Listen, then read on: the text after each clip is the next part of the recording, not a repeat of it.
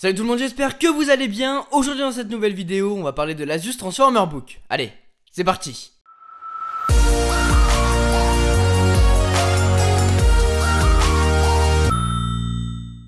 Ce Asus, il arrive dans un packaging très classique, avec un aperçu du produit à l'avant. A l'intérieur, on tombe directement sur la bête, qu'on va mettre de côté quelques secondes, voir ce qu'on a dans le reste de la boîte. On a donc les notices d'utilisation, l'adaptateur secteur USB et le câble qui va avec. Rien de plus, rien de moins. Pour ce qui est du Transformer Book en lui-même, le voilà. Il est tout petit avec ses 10 pouces de diagonale, il est entièrement fait de métal et il est plutôt léger avec ses 580 grammes. Il est donc composé de deux parties, la partie clavier et la partie écran.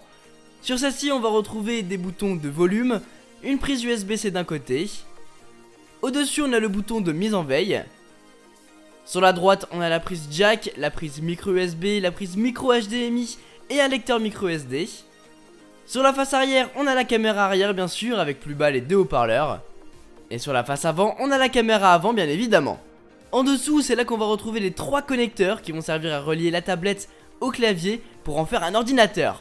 Sur celui-ci, on va même retrouver une prise USB pour y brancher n'importe quel périphérique, ce qui est plutôt cool. Comme vous avez pu le comprendre, c'est un PC convertible 2 en 1, à savoir tablette et PC sous Windows 10.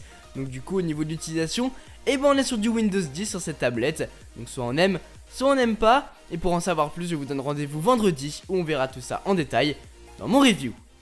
Voilà les amis, ce que je pouvais vous dire pour mon déballage et première utilisation du Transformer Book de Asus. J'espère que cette vidéo vous a plu. Sur ce, moi je vous laisse passer une très bonne journée. Tchou!